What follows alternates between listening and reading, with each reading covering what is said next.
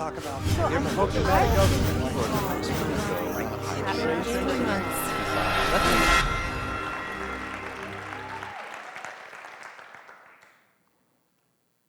We're going to talk about brains. We're going to talk about aging brains. Everyone here has an aging brain. What are you going to do about it? Betty White said it all. Deal with it. And that's what I'm going to challenge you to do today.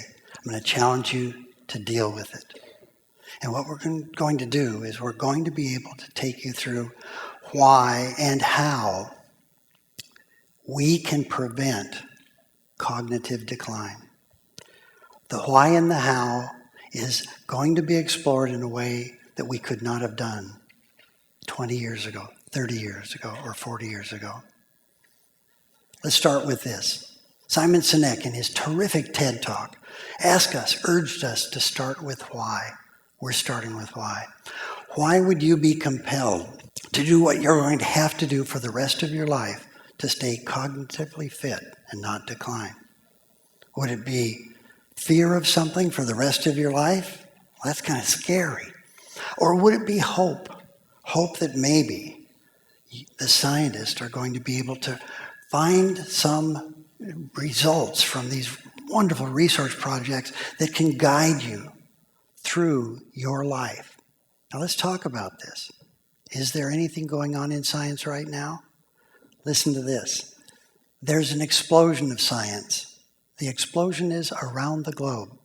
We believe that we're in what's called the golden age of neuroscience. For your lifetime and forever, this one period of time is like none other.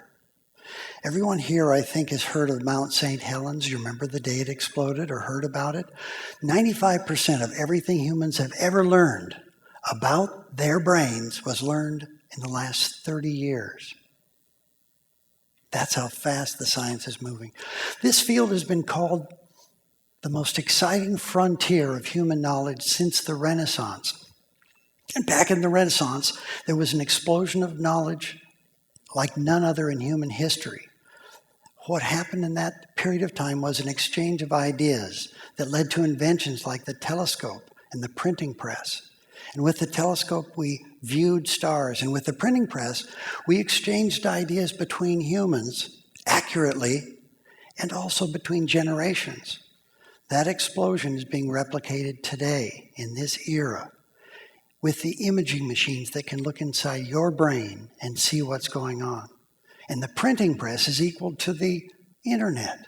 We now have an internet system that allows a global vanguard of researchers around the globe to collaborate like never before and in real time. That's what's pushing this forward. I'm excited about this because for the last few years I've been teaching a college class in gerontology in Portland, Oregon, and it's called The Aging Mind. And I get a chance to translate neuroscience into plain English. And what we do with that is to connect the dots. My partner, Michael Patterson, and I have been working for 15 years to figure out this puzzle, to connect the dots. And what we're finding is that there is a way that we can prevent cognitive decline. And that's the goal, is to prevent it. So are we looking at a challenge of why you would want to do this? I have a second why, not just because the science is so exciting and hopeful. It's because you get a longevity bonus for being alive right now. You're living in this golden age, take advantage of it. But the longevity bonus is the fact that medical science has allowed you to live longer than expected. How long will you live? Well, let me talk to you about the world champion of aging. The world champion was way past 100 years. Anybody been to a 100th birthday party? Well, you will find out that 100th birthday parties will become more commonplace every year. 55,000 Americans alone are over the age of 100 years. And there's a new group called super centenarians. And that's one of the expanding populations as well. And not failing, but still thriving. Maybe their chassis and their wheels are a little bit challenged, but their engines are still purring and some of them even revving at times. But let me tell you about the oldest human, the oldest of our species ever to be walking the earth, and that is Madame Jeanne Calment of France. Madame Calment was someone who was born before the Eiffel Tower was built, witnessed the Eiffel Tower being built. She was someone who loved life and decided at age 85 to start fencing. She also decided that she would ride her bicycle as long as she could. She rode her bicycle around the city in which she lived in her entire life, and what she did was to visit her friends. Her friends then worried about her when she quit riding at the age of 100. And what happened was she bought a cane and the same route, engaging with her friends after 100, and she lived a life that was discovered by the rest of us when she was 113 years old. Here's what happened. The town that she grew up in celebrated the centennial of a famous artist who had painted in that town 100 years earlier. And what they did was to have people come in for the celebration, and Madame Calment was one of the ones they interviewed. And what they found was that she could remember with accuracy the man that they were celebrating. She remembered Vincent van Gogh and described him to the press as a disagreeable, dirty, raggedy man. But the important part is that she remembered something a century earlier, and gerontologists around the globe took note. So did Guinness. She broke the record at 113, 14, 15, 16, and 117. The city said, we are going to celebrate her because, well, you know, she might not be around here as long. So what they did was to immediately see that she could hold her own in a press conference. And the press conference was held. The reporters got their sound bites and they heard her wisdom. Her wisdom included, I don't worry about things I can't control. How's that? How about this one? I only have but one wrinkle, and I'm sitting on it. So what we now have is an image of aging. And when Madame Calment died, she died at the age of 122 and a half. And that stuns people because what they know is that she's our species. She is going to be someone who we might, if you treat your brain right and your body right, she might be somebody who is a goal. We believe that she is somebody who will be looked at as an icon of aging and that we will see her record broken in years to come. One of the things that we do in our work is try to put things together on the why, and that extended bonus I talked about has a downside. It will be a tragedy and perhaps a nightmare if the boomers' bodies outlive their brains by 10 to 20 years. Who's going to take care of those boomers? Who's going to pay for the care, and are there enough caregivers? So what we need to do is to go beyond why. There's plenty of reasons why. And what we're going to do is to look to how. How do we do that? We believe the how is there, and it's there because it's what you do. One of the things we know with the how is that if you are looking for something that you can do, then you're going to be able to take control of it. So we look to the how as being something that is going to put things into your control. If we learn how to do it ourselves, then we have a chance. One statement we can put in the bank is that none of us have enough money in any bank accounts to buy our way out of cognitive decline. Bill Gates doesn't, Warren Buffett doesn't, but it's something that we believe in how we're connecting the dots that it can happen. But when we monitor the research by connecting the dots, we believe that we're on to something that will help all of us move forward on finding what that how is. We believe that the how is a combination. A combinatorial is what the literature calls it, a combination of factors. Think of your brain as having cogwheels. We call them cogwheels because as we monitor the research, we narrow the areas that you have to have or else your brain will fail into essential cogwheels of brain health. Those cogwheels will still tick, will still make your clock work. If one of them is wobbly, it'll still turn. If one of them loses some teeth, it will still turn. But if one of these 6 essential cogwheels fails, you are at a high risk of cognitive decline. The cognitive decline that can take your brain in areas that you don't have to be.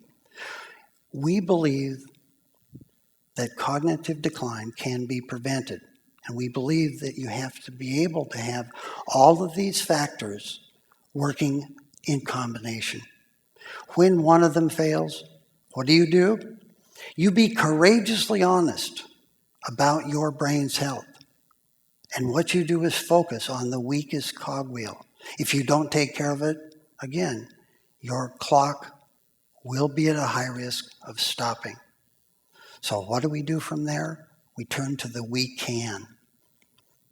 The important part there is that if you look at the progress of educating the public, and that's what we're doing, trying to educate the public, it's because there have been so many challenges in the pharmaceutical path that have had roadblocks and failures. We hope that they get that pill. And if it gets there, and if it's safe, and if it gets there in our lifetime, we'll take it.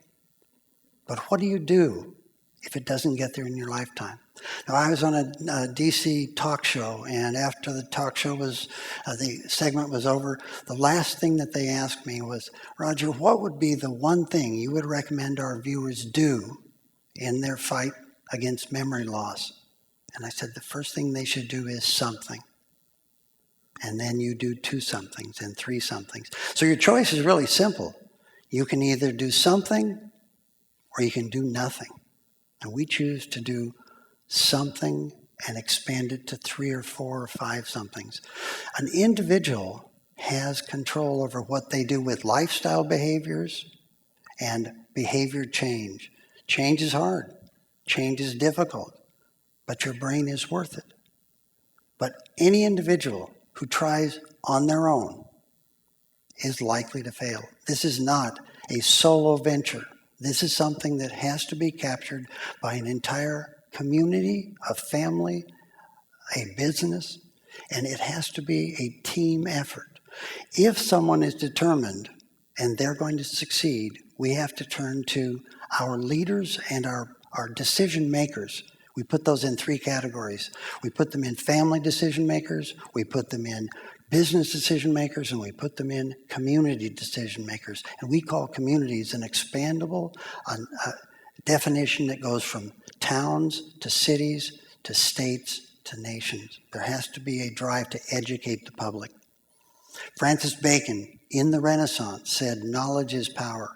And we believe there is a failed effort to get enough information into our communities so that everyone can have a chance.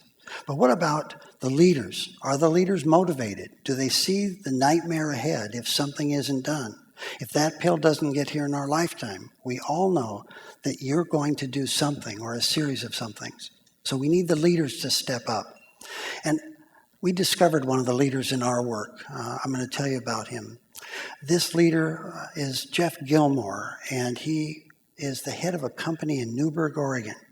And what Jeff and Michael and I have been working on for a number of years is a project to change the culture, the brain culture of his employees, his family, and in fact, the brain culture of the business. Here's what happened. Michael and I did a Smithsonian brain health seminar. It was a 7-hour sold-out brain health seminar that we replicated at Marylhurst University in Portland. And at the front of the table were 2 people, Jeff Gilmore, the president of the company, and Johnny George, the vice president, with notebooks ready. They were taking notes. And what did they do? They absorbed the information because Jeff Gilmore told me that he was on a mission to make every life of every employee extraordinary and make their extraordinary life develop into an extraordinary company. And what is that company? It's Climax Portable Machining and Welding. They have a world of steel, precision steel. Their engineers and their mechanics tackle the impossible. They go into Hoover Dam, the Golden Gate Bridge, Panama Canal, the Eiffel Tower. They go places where other companies say it's impossible. They thrive on the impossible. On their website, they have, "Hello, impossible. We've been waiting for you." And what they do with that is that they empower their employees to keep their brains healthy, and it has changed the culture. We now know that what Jeff Gilmore is going to be doing with others in Newburgh is to try to create what we're going to, on this stage, tell you is going to be the first brain-friendly city in the world. And what we also know is that if that cure gets here, we'll cheer. But if it doesn't, it may be that Alzheimer's is more like HIV and cancer, and that we're just going to have to manage it, treat it. But that's not enough. What we have to do is to find a way to prevent the disorder. So we can and we will prevent cognitive decline, but only if we do it together. Thank you.